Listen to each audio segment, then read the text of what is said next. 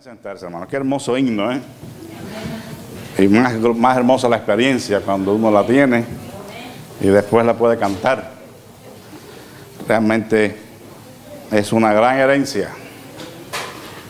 Y si no ha tenido la oportunidad, puede leer un poco acerca del avivamiento wesleyano y después el avivamiento de santidad, siglo XIX, acá en Estados Unidos. Y se gozará, hermanos, viendo cómo Dios transforma los corazones. Esas reuniones de avivamiento en el campo eran realmente maravillosas. Y yo creo que la iglesia, no solamente la iglesia de Nazareno, sino la iglesia de Cristo en general, necesita volver a esos tiempos de derramamiento del Espíritu Santo, de transformación de las vidas, y proclamar de nuevo con el mismo fervor, quizás mayor, este mensaje de la santidad. Le llamo la atención a Isaías capítulo 6, pasaje que ya leímos, aunque lo leímos del 1 al 8. El sermón va a estar basado en todo el capítulo.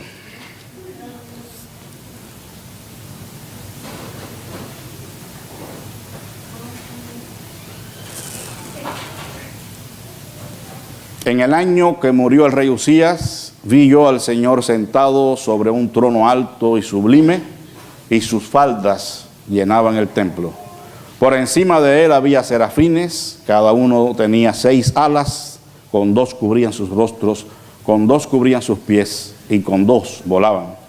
Y el uno al otro daba voces diciendo: Santo, Santo, Santo, Jehová de los ejércitos, toda la tierra está llena de su gloria. Y los quiciales de las puertas se estremecieron con la voz del que clamaba, y la casa se llenó de humo.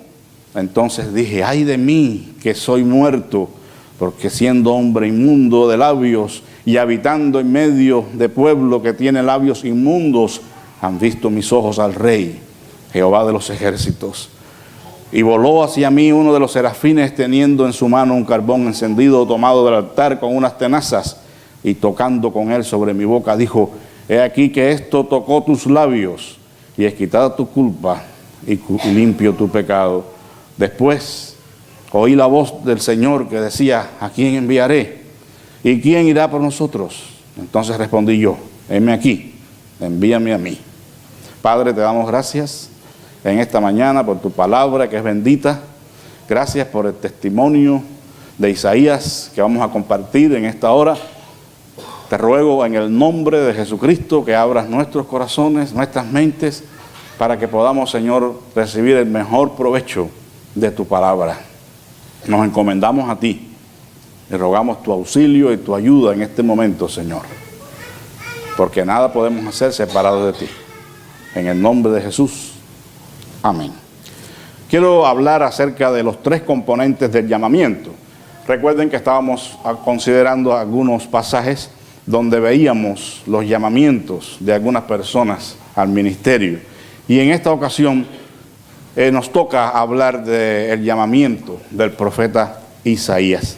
Una de las mejores maneras de recordar la fecha de alguna experiencia personal es asociándola con algún evento histórico. Y este es el caso de Isaías.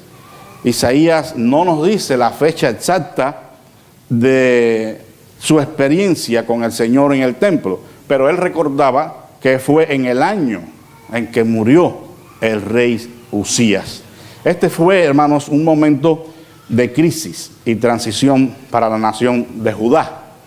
La muerte de Usías, el cual era primo de Isaías, constituyó una desilusión para el joven profeta en cuanto a sus esperanzas para la nación, y por consiguiente una crisis para su ministerio, porque Usías había sido un buen rey, había desarrollado reformas religiosas, había promovido el culto y la restauración del culto al Señor, y quitar los lugares altos y la idolatría, y muchas cosas buenas que hizo este rey. Y además era primo del profeta. Al morir el rey Usías, Isaías entró quizás en una posible depresión, un estado de ánimo caído, y se dirige al templo quizás como de costumbre, pero apesadumbrado, preocupado, porque la nación había quedado sin el liderazgo del rey, que en estas ocasiones, en este tiempo, el rey era una figura religiosa también, no solamente política, sino una figura religiosa importante. Y entonces Isaías se preocupa, ¿qué va a ser ahora del país? ¿Qué va a ser de la nación? Ya el reino del norte había sufrido cautiverio, y ahora ¿cómo vamos a salir nosotros avante de esta situación? Bueno, realmente, a pesar de que Usías hizo buenas obras y una reforma muy especial para Judá, él había cometido un error. En un momento dado se puso a realizar los deberes del sumo sacerdote y de todas maneras quiso hacerlo, y entonces pues fue castigado, hermanos. La lepra fue sobre su vida y murió leproso este hombre que había hecho grandes obras para el Señor, pero lamentablemente al final hizo algo que era una ofensa que no le estaba permitido hacer, y entonces sufrió el castigo del Señor, y esta lepra fue la causa de su muerte. En este caso, además de todo esto, la corrupción interna del país, había una aparente prosperidad económica, pero había una corrupción espiritual tremenda. O sea, lo que nos enseña que no necesariamente el hecho de que haya prosperidad económica quiere decir que todo está bien. Podemos estar bien económicamente, pero muertos espiritualmente. Y esta era la situación de la nación. Algunos opinan que ya Isaías era un profeta y que ya estaba sirviendo al Señor al tiempo de esta experiencia que él tuvo en el templo. Otros opinan que el pasaje no está correctamente ubicado, cronológicamente hablando. No debería ser el capítulo 6, sino debería ser el capítulo 1 del libro. Pero bueno, eso no es tan relevante para nosotros. De cualquier manera, lo que sí es verdaderamente importante fue lo que ocurrió ese día en el templo. La experiencia de Isaías, hermanos, se puede bosquejar en 3 palabras. 3 palabras que son los 3 componentes del llamamiento. Los 3 componentes de cualquier llamamiento que Dios haga a cualquier ser humano. No puede prescindir de estas 3 palabras. Y la primera de ellas es visión. La segunda es confesión. Y la tercera es misión. Todo verdadero llamado al servicio del Señor va a estar definido por estas 3 palabras. La primera es la visión.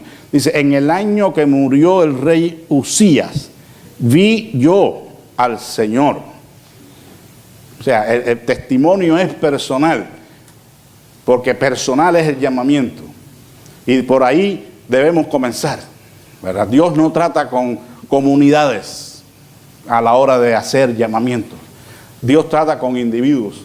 Y son los individuos los que tienen que testificar de que ellos han visto al Señor. Esta gloriosa experiencia en un momento de profunda crisis nacional para Judá y personal para Isaías ocurre en ese contexto de corrupción y pecado y en tiempos difíciles. Qué interesante, hermanos, que a pesar del ambiente, a pesar de la corrupción política, religiosa, a pesar de que su primo el rey había muerto, Isaías puede decir, vi yo al Señor. Vi yo al Señor. Quizás otros estaban mirando todos los problemas y hasta un momento dado quizás Isaías también. Pero qué interesante es que en medio de todos los problemas que nos pueden rodear, nosotros podamos ver al Señor. Porque el Señor está presente en todas nuestras crisis, en todos nuestros problemas. Cuando pensamos que se está juntando el cielo con la tierra, que ya no hay esperanza, nosotros podemos y debemos ver al Señor. Para efectos de llamamiento, repito, Dios trata con individuos y no con comunidades. El rey de Judá había muerto, pero Isaías tenía que descubrir que el Dios Todopoderoso no había muerto. Esa es una cosa que nosotros debemos aprender también. Dios no ha muerto. Puede morir el rey, pueden desaparecer aquellas cosas que nos dan sustento, seguridad, y de pronto nos podemos sentir en la tentación de sentirnos desvalidos, de tirar la toalla, de abandonar.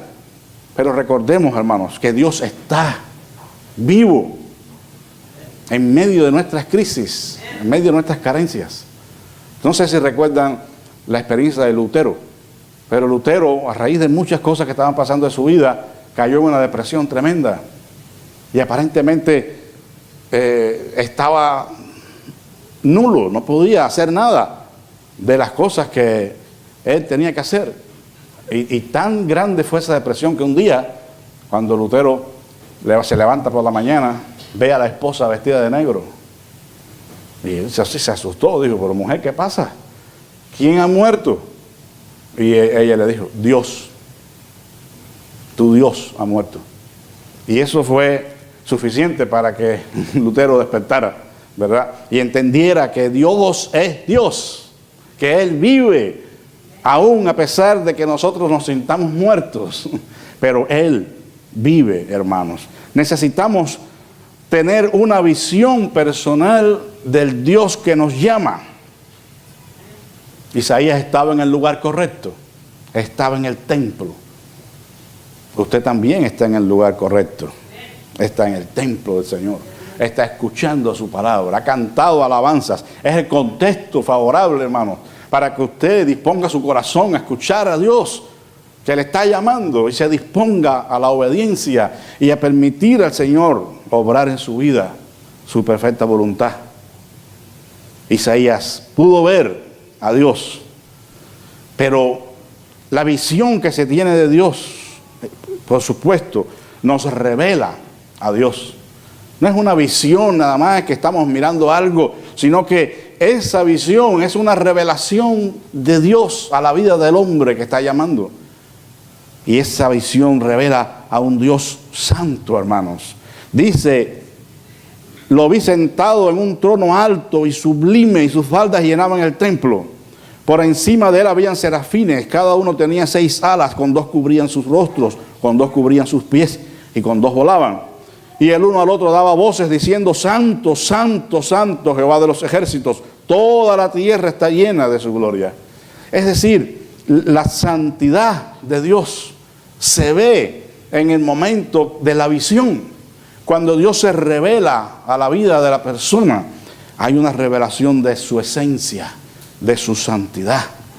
Ese trono alto y sublime que está por encima de todas las cosas, esas faldas que llenaban el templo, las criaturas celestiales que le rodeaban y las voces de Santo, Santo, Santo, son un indicativo enfático de la santidad de Dios. Algo bien interesante es que los serafines eran seres inanimados. Sin embargo, en ese momento de la revelación de Dios, estos seres, que significa seres ardientes, cobran vida. Porque aún lo inanimado, hermanos, cobra vida ante la presencia del Dios Santo. No hay nada que pueda permanecer sin vida, muerto, inactivo, sin fruto, cuando Dios llega al corazón del hombre. Una visión del Dios Santo siempre precede a cualquier llamamiento a su servicio. Porque el llamado a servir tendrá que hacerse en santidad.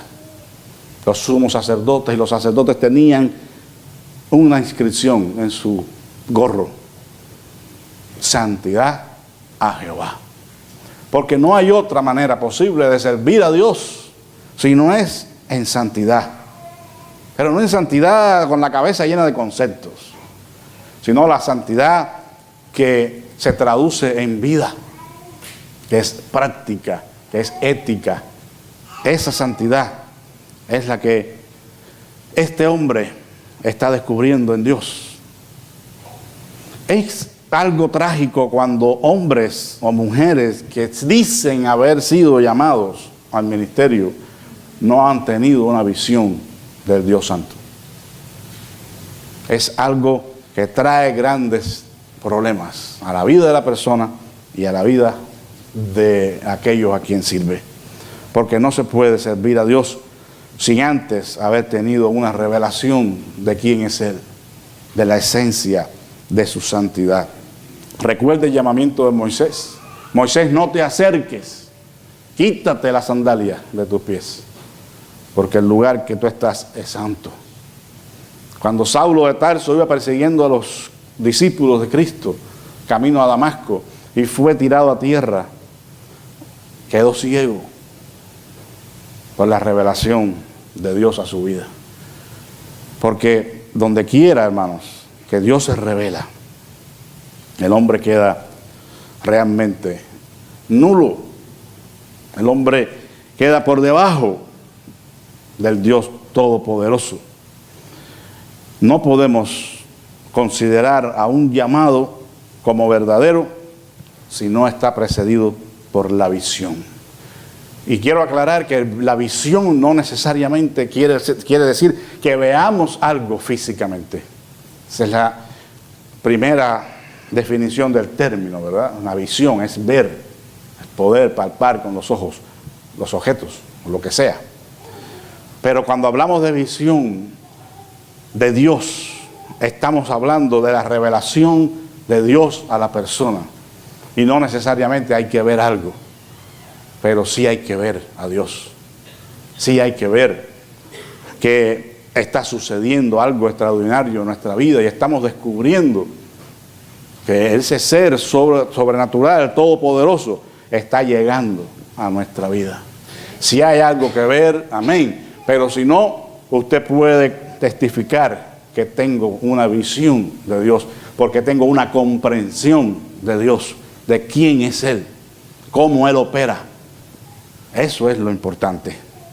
Isaías, ante la visión de Dios, la revelación esta extraordinaria del Señor a su vida, y ver los quiciales de las puertas estremeciéndose, entonces ocurre la segunda palabra, hermanos, la confesión. ¿Cuál fue la confesión de Isaías? ¡Ay de mí, que soy muerto! Usted pudiera recrear la imagen, pudiera pensar en un momento que está viendo una película de lo que pasó allí. Usted se imagina a Isaías alzando las manos, ¡ay de mí, que soy muerto! O danzando. No, yo me lo imagino debajo de algún mueble allí, buscando dónde meter su cabeza. Yo me lo imagino cubriendo su rostro, como los mismos seres angelicales cubrían sus rostros delante de la presencia del Altísimo. Porque cuando hay una revelación de la santidad, de la luz de Dios, nuestra pecaminosidad, hermanos, sale a flote. Y en este caso, él dijo, ay de mí que soy muerto. Hay una traducción en el hebreo, puede decir, me quedé mudo. Me quedé mudo, dice literalmente en el hebreo. No sé si esa expresión es bien familiar para nosotros también, porque la usamos a veces cuando vemos algo que nos asombra y decimos, no, me quedé con la boca cerrada. Me quedé mudo. ¿Por qué, hermanos? Porque en Éxodo 33:20, cuando el Señor estaba dando la revelación de sus espaldas a Moisés, dice la palabra, no vivirá hombre, no, que me vea.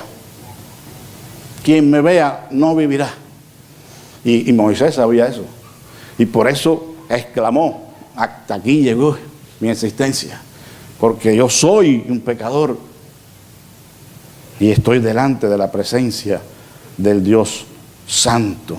Es decir, que Isaías estaba teniendo una visión de Dios y acto seguido está teniendo una visión de sí mismo. Tan importante es tener una visión del Dios Santo como tener una visión de nuestro ser pecaminoso, indigno,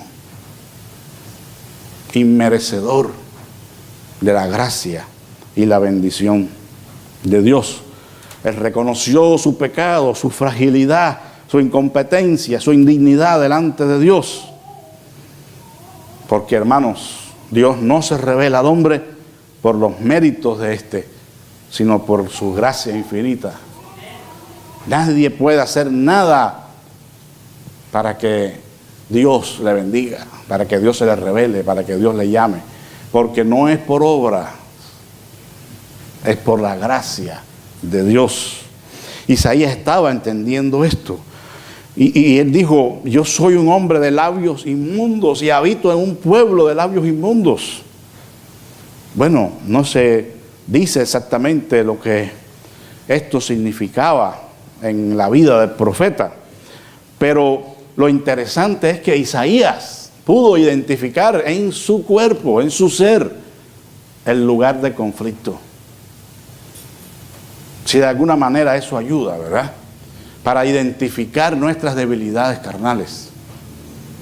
Él tenía el problema en sus labios.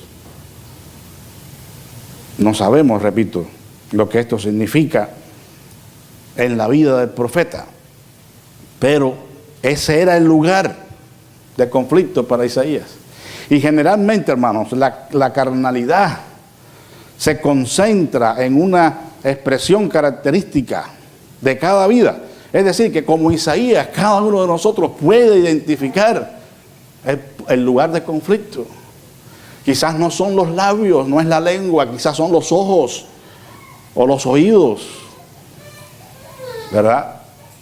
Algo que identificamos con aquella fuente negativa que nos tienta y que estamos propensos a buscar. No es necesario que sea gráfico en mi exposición, porque yo sé que usted es una persona inteligente, pero recuerda el coro de la escuela dominical, y eso se lo va a decir todo. Cuidado mis ojitos, tus ojitos lo que ven. Cuidado tus piecitos, a dónde van, tus manitos, qué tocáis. Todo eso puede ser una manera de identificar nosotros el lugar de conflicto, nuestra carnalidad, dónde se proyecta, cuál es la tentación más fuerte para mí. Y dicho en buen lenguaje vulgar y popular, la pata de qué cogeo. ¿Verdad? Yo creo que eso lo aclara todo. El talón de Aquiles. Pues hay que tratar con esa situación y reconocerla, hermano, confesarla delante del Señor, como hizo Isaías ante la santidad del Señor. No lo dejó Dios allí en su crisis, pero la crisis es necesaria. En el versículo 6, voló hacia mí uno de los serafines, teniendo en su mano un carbón encendido tomado del altar con unas tenazas, y tocando con él sobre mi boca dijo, he aquí esto tocó tus labios, y es quitada tu culpa y limpio tu pecado. Gloria sea al Señor. Dios no dejó a Isaías con ese sentimiento de culpa y de pecaminosidad, pero repito, es necesario. Es necesario. Si no le duele a usted algo, no va al médico, ¿verdad? Porque no queremos gastar. Incluso a veces cuando tenemos una molestia, no, todavía tiene que estar bien duro para que vayamos.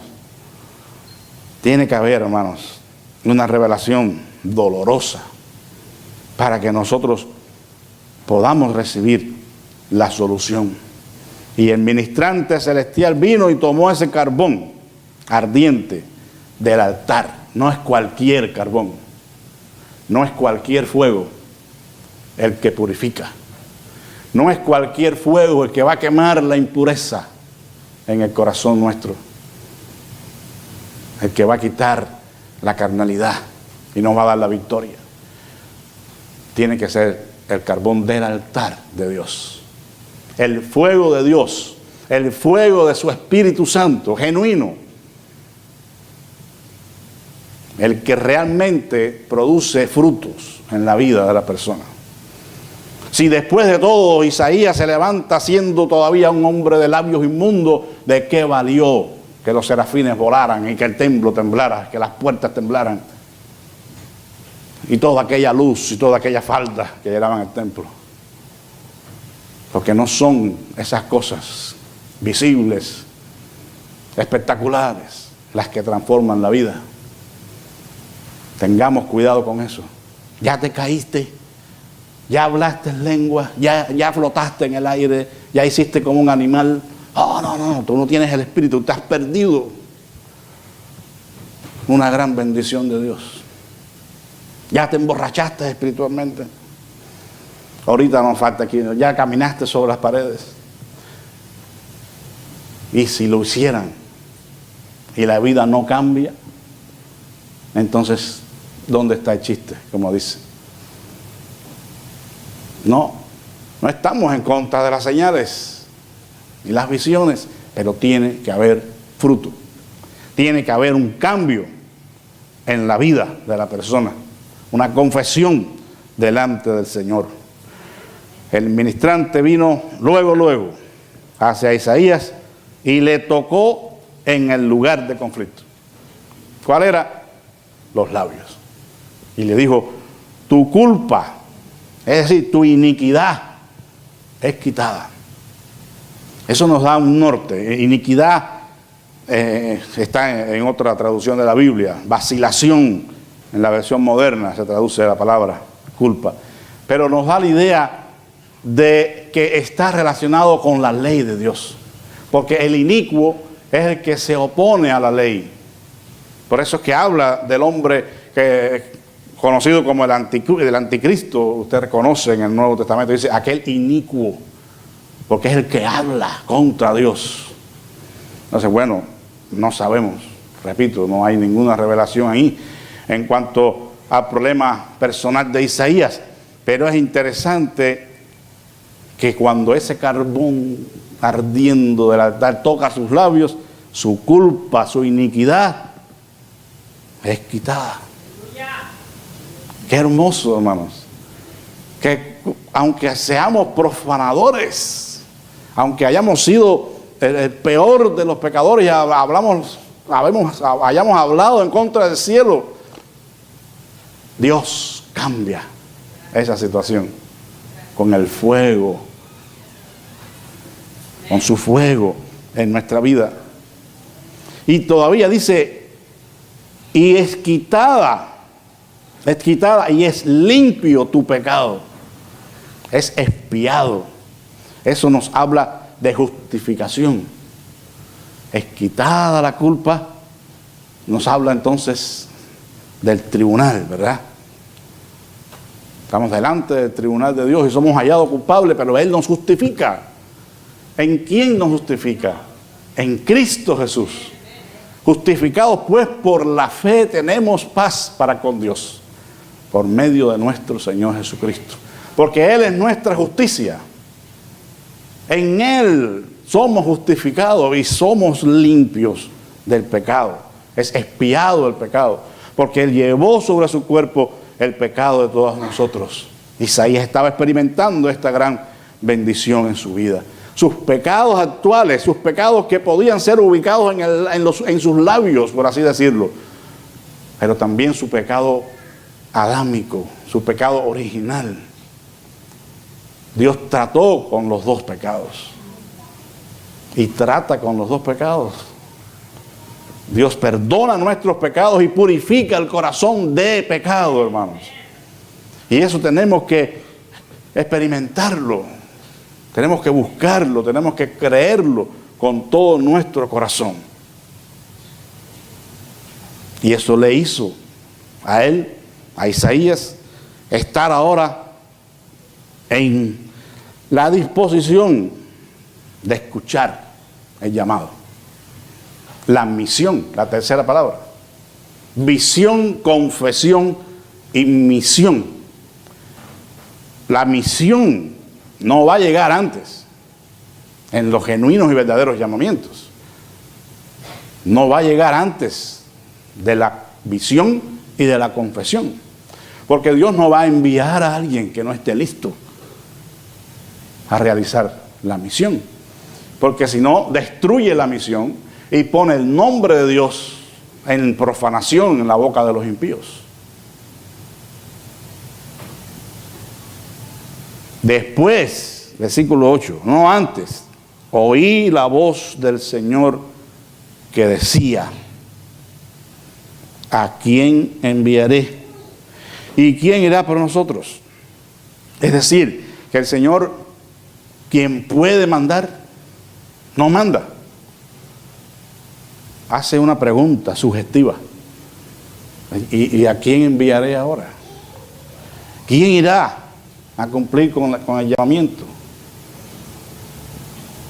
Qué interesante, ¿no? Entonces, bueno, ahora Isaías, vas a cumplir la misión. Ahora tienes la misión que te voy a dar. No es la ley de mando, hermanos, aunque la podía usar. Es la ley del compromiso. Es la ley del amor, la ley de la sugestión. Por eso es que no se manda a la gente, se hace el llamado, se motiva. Pero ¿para qué queremos gente que haga la misión sin haber tenido visión y confesión? ¿Verdad? No está listo. Va a ser un problemón en la misión. Pero Dios sabía que Isaías iba a responder: ¿a quién enviaré? ¿Y quién irá? Isaías dijo: heme aquí, envíame a mí. Gloria al Señor. Aparece la disposición del hombre para obedecer al llamamiento de Dios. Pero escuche, hermanos. Y dijo: anda y di a este pueblo, oíd bien y no entendáis, ved por cierto, mas no comprendáis. Engruesa el corazón de este pueblo y agrava sus oídos y ciega sus ojos para que no vea con sus ojos, ni oiga con sus oídos, ni su corazón entienda, ni se convierta y haya para él sanidad. Wow, qué misión. Como que parece un cubo de agua, ¿no? Después de haber visto al Señor y la falda y el templo temblando y el carbón y todo eso, ahora la misión está bien difícil. Vas a ir, Isaías, y no te van a escuchar. Les vas a hablar y va a ser como si nada. Les vas a predicar y ellos se van a reír de ti. No van a escuchar. Sus corazones están duros, están engrosados, están viviendo para ellos mismos. Están disfrutando su vida de pecado. No quieren escucharme. Hermanos, yo creo que era para que Isaías ahora dijera: heme aquí, envía a otro. ¿Verdad? No es fácil la misión. No es fácil servir al Señor. Vamos a encontrar mucha dificultad. Mucha gente que no quiere escuchar. Mucha gente que tiene el corazón endurecido. Y aunque usted le diga las cosas claramente, hace lo que le da la gana, literalmente hablando. Es duro. Es duro. Pero el Señor no lo engañó. Isaías, ve que todo el mundo te va a escuchar, tú vas a ser un predicador tremendo y cuando tú hables la gente va a responder y se van a sanar y se van a arrepentir. Eso va a ser tremendo, Isaías. Nunca Dios engaña. Nunca Dios pinta en colores. Él nos dice crudamente la verdad. Yo conozco a ese pueblo. Yo sé cómo está en su corazón. Y sé que no te van a escuchar, pero tienes que ir. Wow, tremendo, ¿no? No escuchamos eso de Isaías. Él no dijo: heme aquí, envía a otro. Pero escuchamos una legítima preocupación. Quizás una protesta. En el versículo 13 dice: ¿hasta cuándo, Señor? Óigame, no era fácil lo que el Señor estaba diciendo. ¿Hasta cuándo va a ser esto? ¿Hasta cuándo voy a tener que estarles diciendo a ellos lo que tienen que hacer y ellos no lo van a hacer? Oh, hermano. Dice: hasta que las ciudades estén asoladas y sin morador, y no haya hombre en las casas, y la tierra esté hecha un desierto, hasta que Jehová haya echado lejos a los hombres y multiplicado los lugares abandonados en medio de la tierra.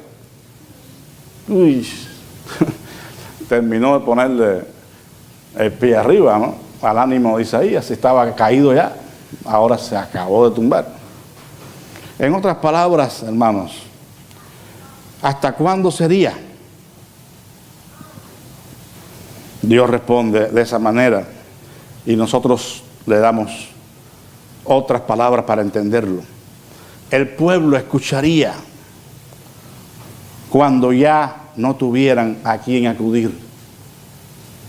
Escuche bien, ellos iban a escuchar la voz del profeta llamándolos al arrepentimiento hasta el día en que no tuvieran a quien acudir más que a Dios.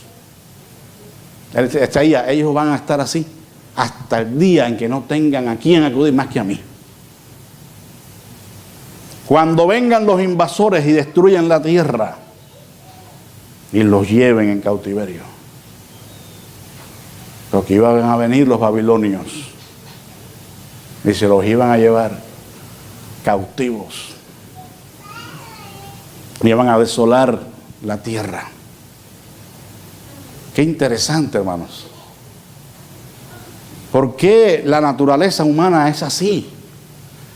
¿Por qué tenemos que esperar que estemos tocando suelo para acudir al Señor? ¿Por qué tenemos que esperar que la crisis sea tan grande que ya no podamos más para acudir al Señor? ¿Por qué esperar esos problemas trágicos para venir al Señor? La palabra nos dice en un salmo bien interesante que no seamos como el mulo sin entendimiento.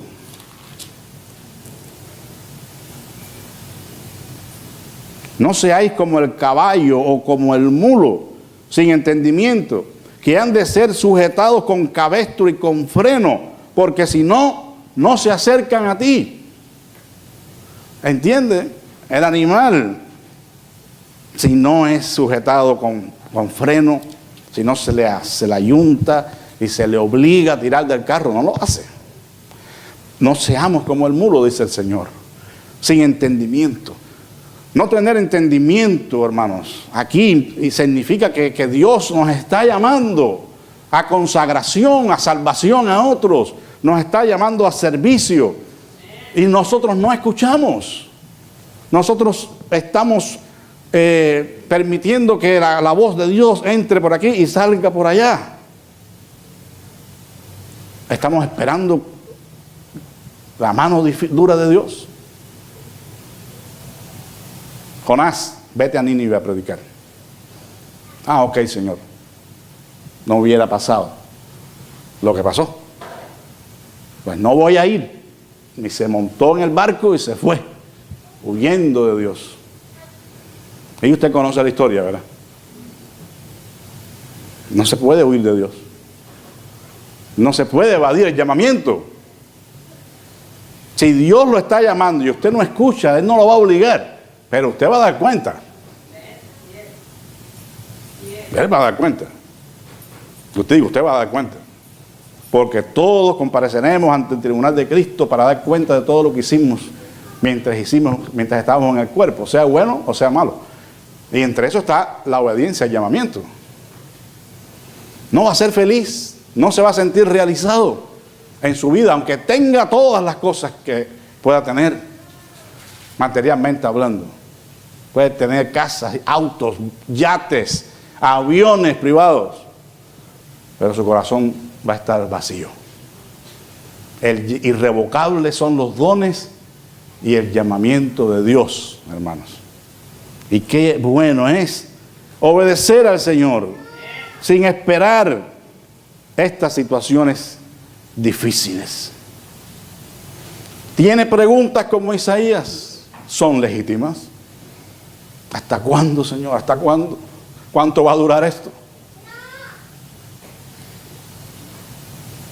¿Tiene preguntas? Es probable.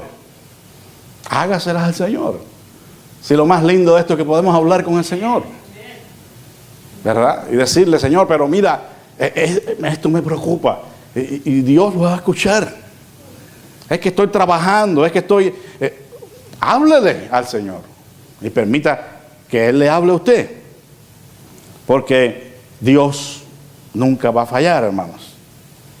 Él va a ser siempre fiel, y a que Él llama, Él capacita, y si hay privaciones, Él suple y te ayuda. Como Pablo dijo, yo he aprendido a contentarme cualquiera sea mi necesidad. Sé estar en abundancia y sé estar en escasez. Todo lo puedo en Cristo que me fortalece. Qué interesante, hermanos. Nosotros podemos igualmente responder al llamado de Dios. Y eso no quiere decir en algunos casos, porque hay otros que, ok, Dios llama, déjalo todo y ven al ministerio, ok, pero también podemos estar involucrados en el ministerio de la iglesia y no tiene que dejar su trabajo, solamente tiene que organizar su tiempo y tiene que sacrificarse, hermanos, porque esto es a base de sacrificio. Si no hay sacrificio, no va a haber nunca beneficios, no va a haber nunca frutos. La iglesia va a seguir igualita, pero si nosotros nos ponemos firmes y decimos, heme aquí, Señor, envíame a mí. No me van a escuchar, no importa. Me van a hacer la vida imposible, de cuadrito, como decimos en Cuba. Amén, Señor, no importa. Me van a hacer quedar mal en público, me van a humillar. Amén, Señor. Tenemos que responder, hermanos, al llamado del Señor. Después de todo, para consolación de Isaías, ¿verdad? No todos iban a estar en la misma condición. ¿Por qué? Porque hay un remanente. Gloria a Dios por eso. Eso sirve de motivación y consuelo al que está siendo llamado. Porque después de todo hay unos poquitos que sí escuchan y que sí trabajan y que sí están presentes en todo y en todas. Y eso motiva, eso da aliento. En el versículo 13 dice, y si quedare aún en ella la 10ª parte, esta volverá a ser destruida. Pero como el roble y la encina, al que ser cortados aún queda el tronco, así será el tronco, la simiente santa. El grupito chiquito. Porque, hermanos, no se dejen engañar. Aun cuando usted vea esas megas iglesias con miles de gente allí, el grupo comprometido, 100%, es chiquito. Es chiquito, nunca va a ser grande en comparación con toda la gente que va y escucha. Pero ese grupo merece el trabajo, el esfuerzo, el sacrificio del que es llamado. Eso es hermoso. Pudieran ser aquí cuando los invasores llegaran y destruyeran la tierra y los llevara al cautiverio. Ese remanente pudiera ser los que se quedaron en la tierra después del cautiverio, porque ellos no se llevaban a todo el mundo. En el caso de los babilonios, ellos se llevaban a los cerebros, ¿verdad? A la gente que podían ser útiles allá, porque no van a llevarse a los que no tienen ninguna importancia humanamente hablando. Siempre quedaba alguien en la nación. Bueno, pudiera ser ese el remanente, o pudiera ser los que regresaron de Babilonia para reconstruir la nación después. Aún de las ruinas, esa es la lección, se levantará el pueblo de Dios. El pueblo de Dios siempre va a salir victorioso, hermanos. Ese pequeño remanente siempre va a ser victorioso. Dios salvará a su pueblo. Nosotros como iglesia podemos ser considerados parte de ese remanente de Dios. Y si nos mantenemos fieles, hermanos, puede acabarse el mundo, pero Dios salvará a su pueblo fiel. Estoy más que convencido de que ese Dios que llamó a Isaías, que llamó a Moisés, como hemos visto, que llamó a Samuel, también está llamando a algunos de ustedes. ¿A qué? No sé, pero estoy convencido porque Él es un Dios que llama. Él es un Dios que quiere que tú seas su colaborador en su obra. Él quiere que asumas un compromiso más serio con Él y con su obra. Las razones por las cuales no responden, solo puedo imaginarlas, pero usted sí las sabe. Esas razones póngasela a Dios en oración y genuinamente interesado, dígale: Señor, yo quiero obedecerte, pero tengo esta situación. Y Dios le va a responder, hermanos. Dios le va a responder. Él solo necesita ver tu disposición para servirle. Y queremos que antes tenga la visión y la confesión para que el llamamiento pueda ser llevado a cabo en humildad, con sinceridad de Dios. Pero le repito, si usted, a pesar de que Dios le llama, no está escuchando porque no quiere, nunca va a sentirse realizado. Nunca se va a sentir satisfecho hasta que esté haciendo la voluntad de Dios.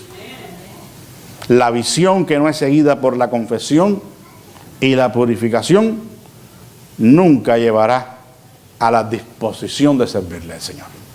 Por eso hay que asegurarse de haber tenido esa revelación del Dios Santo en nuestra vida y de que hemos confesado nuestros pecados y nuestro pecado, hemos descubierto nuestra naturaleza pecaminosa y estamos dispuestos a decirle: Señor, santifícame por completo, purifica mi corazón.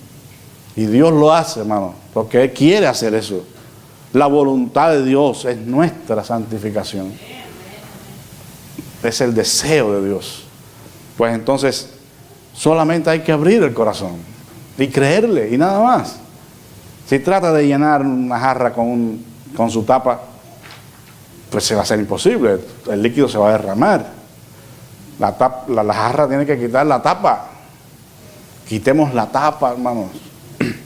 Lo que está impidiendo que nuestra vida sea llena con el Espíritu Santo de Dios y podamos servirle con alegría en este lugar. Que el Señor los bendiga a todos. Y si hay alguien que Dios le ha hablado y quiere pasar aquí para orar, pues estamos en la mejor disposición de hacerlo. Si no, pues le pido al grupo que pase. Y todavía tienen oportunidad de obedecer el llamamiento del Señor mientras ellos cantan una canción. Pero recuerde lo que dice la Escritura: si oyeres hoy su voz, no endurezcáis vuestro corazón. Hermanos, porque esto pasó el servicio y se olvidó el sermón y se olvidó todo lo que Dios dijo y seguimos siendo los mismos. No queremos eso. Dios no quiere eso. Y usted lo sabe. Usted lo sabe.